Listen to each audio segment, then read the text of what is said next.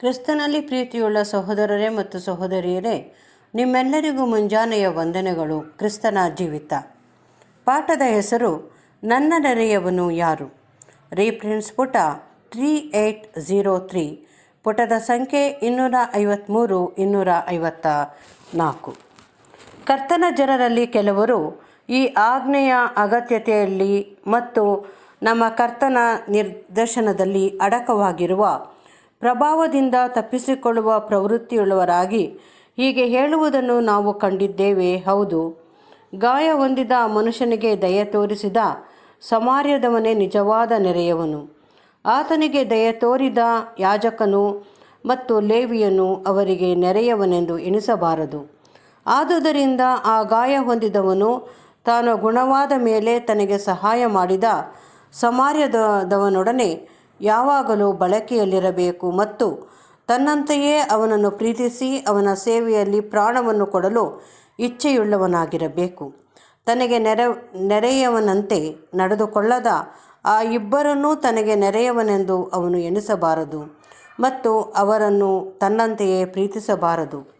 ನಮ್ಮ ಉತ್ತರವೇನೆಂದರೆ, ಇದು ನಮ್ಮ ಕರ್ತನ ಮಾತಿನ ಭಾಷಾ ಶೈಲಿಯಲ್ಲಿ ತಿರುಚಿ ಹಾಕಿರುವಂಥದ್ದೆಂಬುದು ನಿಜ. ಕರ್ತನು ಯಹೂದ್ಯರಲ್ಲಿ ಸಾಮಾನ್ಯವಾಗಿದ್ದ ಈ ಅಭಿಪ್ರಾಯವನ್ನು ನಿಷ್ಫಲಗೊಳಿಸಲು ಯತ್ನಿಸಿದನು.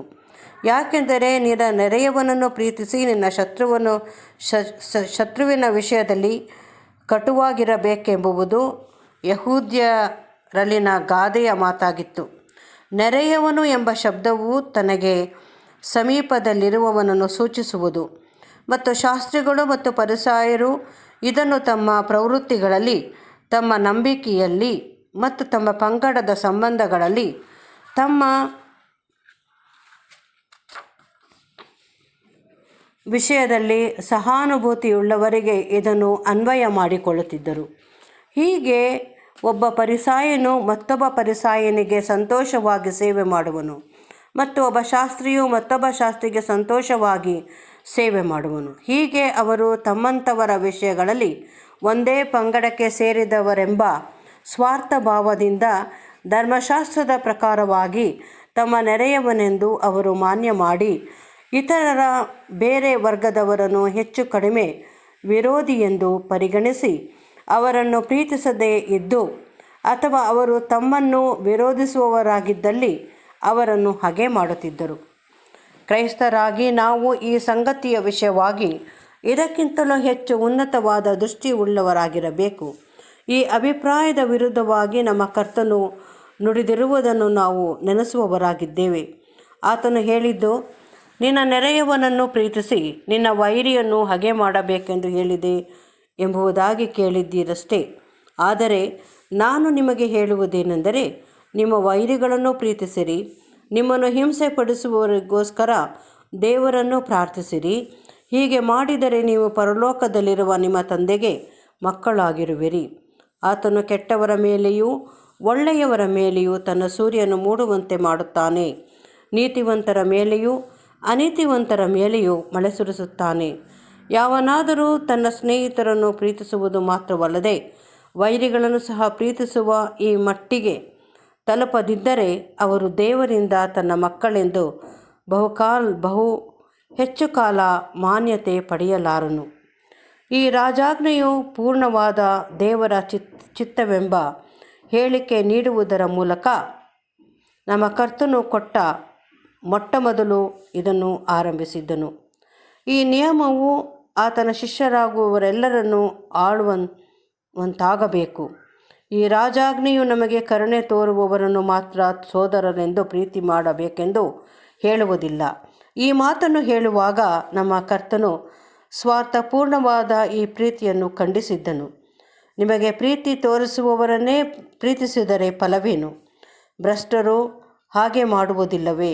ಆದುದರಿಂದ ತಮ್ಮ ಜೀವವನ್ನು ತಮಗೋಸ್ಕರ ಅಪಾಯಕ್ಕೆ ಗುರಿ ಮಾಡಿಕೊಂಡವರನ್ನು ನಾವು ನಮ್ಮ ನೆರೆಯವನಂತೆ ಪ್ರೀತಿ ಮಾಡಬೇಕು ಎನ್ನುವುದನ್ನು ಈ ಒಂದು ಸಾಮ್ಯದ ಅರ್ಥ ವಿವರಣೆಯೆಂದು ಉಪದೇಶಿಸುವುದು ನಮ್ಮ ಕರ್ತನ ಉಪದೇಶಕ್ಕಿಂತಲೂ ಬಹು ಕೆಳಮಟ್ಟದ್ದಾಗಿದ್ದು ಮತ್ತು ಆತನೇ ಹೇಳಿರುವಂತೆ ಇದು ಪಾಪಿಗಳಲ್ಲಿರುವ ಸಾಧಾರಣವಾದ ಪ್ರವೃತ್ತಿಗೆ ಸರಿಬೀಳುವುದು. ವಿಮೋಚಕನ ಹಿಂಬಾಲಕರಾಗಿ ನಾವು ಬಹು ಉನ್ನತವಾದ ಗುಣಮಟ್ಟವನ್ನು ಹೊಂದಿರಬೇಕು.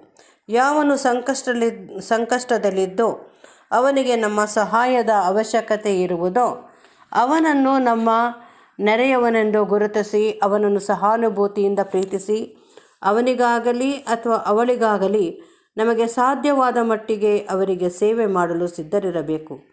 ನಾವೇ ಆ ವ್ಯಕ್ತಿಯ ಕಷ್ಟದ ಪರಿಸ್ಥಿತಿಯಲ್ಲಿ ಇದ್ದರೆ ನಾವು ಆ ವ್ಯಕ್ತಿಯಿಂದ ಹೊಂದಲು ಆಶಿಸುತ್ತಿದ್ದ ಮಟ್ಟಕ್ಕೆ ಅವನಿಗೆ ಸೇವೆಯನ್ನು ಮಾಡಬೇಕು. ನಾವು ಈ ಉನ್ನತ ಮಟ್ಟದ ಪ್ರೀತಿ, ಅನುಕಂಪ, ಸಹಕಾರ, ಔದಾರ್ಯಗಳನ್ನು ಯಾವ ಪ್ರಮಾಣದಲ್ಲಿ ಪಡಕೊಂಡಿರುವೆವೋ ಹಾಗೂ ನಮ್ಮ ಹೃದಯವನ್ನು ಕರುಣಾಭಾವಕ್ಕೆ ಅಧೀನ ಮಾಡಿಕೊಂಡಿರುವೆವೋ ಅಲ್ಲದೆ ಇವುಗಳನ್ನು ನಮ್ಮ ನಡವಳಿಕೆಯ ಸೂತ್ರವನ್ನಾಗಿ ಮಾಡಿಕೊಂಡಿರುವೆವೋ ಆ ಪ್ರಮಾಣದಲ್ಲಿ ನಾವು ಖಂಡಿತವಾಗಿಯೂ ಅಧಿಕವಾಗಿ ದೇವರ ಹೋಲಿಕೆಯಲ್ಲಿ, ಅಧಿಕವಾಗಿ ಕ್ರಿಸ್ತನ ಸ್ವರೂಪದಲ್ಲಿ ಇರುವೆವು. ಯಾಕೆಂದರೆ ನಮ್ಮ ಪ್ರಿಯ ವಿಮೋಚಕನು ಗಮನಿಸಿ ಹೇಳಿರುವಂತೆ ದೇವರು ಉಪಕಾರ ನೆನೆಸದವರಿಗೂ ಕರುಣೆಯುಳ್ಳವನಾಗಿದ್ದಾನೆ.